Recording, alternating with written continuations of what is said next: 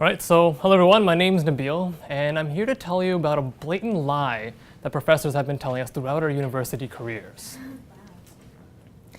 The longer we stay in university, the more we realize that having to memorize huge amounts of information is going to be inevitable. But wouldn't it be nice if we had the power to glance at a mundane piece of information like this and have it instantly memorized?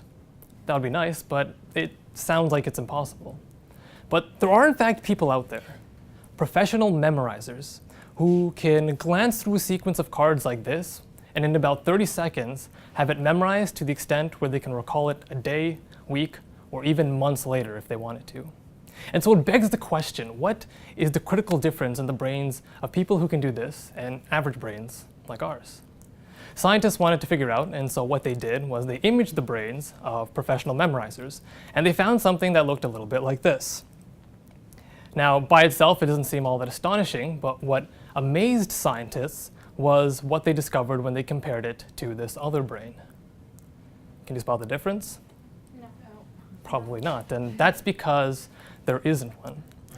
In each and every one of your heads lies a brain with the capacity to memorize in ways that you may have thought were impossible.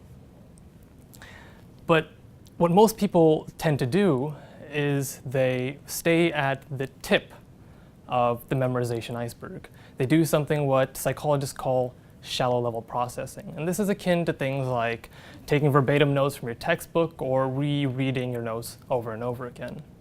And this leads to really poor memory because you're not associating any meaning to those items. And our brains, in a matter of efficiency, like to get rid of meaningless information. What we really need to remember something indefinitely is deep level processing, which is taking a new piece of information and embedding it in a network of things that are already meaningful to us. So what would this look like? Let's try to imagine that we need to memorize the following fact. Cone cells in the eye help us see in bright light. Now, instead of repeating that phrase over and over again in your head, try imagining a few things that immediately come to mind when you read that definition. So since we're talking about the eye, it might help to picture a giant eyeball. And I don't know about you, but when I think about cones, I tend to think of ice cream. And to capture the idea of bright light, we might think of sunshine. And so when I combine these ideas, I might think, well, wouldn't it be nice to enjoy a nice ice cream on a hot, sunny day? And although this seems kind of weird, what I'm essentially doing is going from shallowly processing the definition when I read it shallowly processing the information with two of my senses when I read it, to arguably engaging all five when I create this image in my head. When I think about the purpose of cone cells now, I'll be able to feel the heat of the sun against my back, the ridges of the cone in my hand, and the awful taste and smell of the eye as I give it a lick. So all these cues act as triggers for my memory to help me recall the purpose of a cone cell.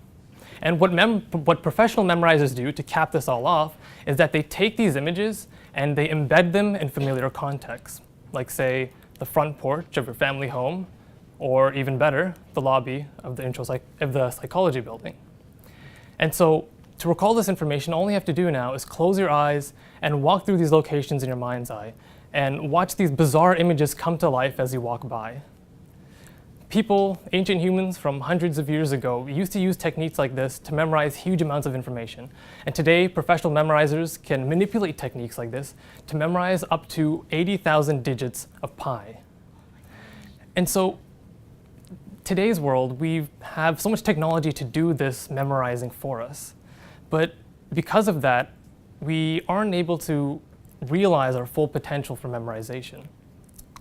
But it's not too late today to start improving. I'd like you to meet Joshua Ford, the man who inspired my talk for today. He was an average journalist that discovered these professional memorizers, and after practicing for maybe an hour every day over the course of a year, he went from average journalist to US memory champion. So who's to say that you yourself cannot go out and do the same thing?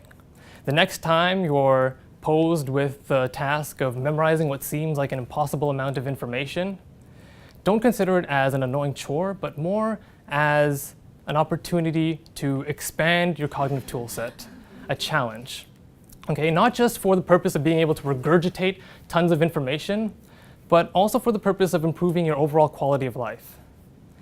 As we've learned today, we only remember when we're deeply engaged.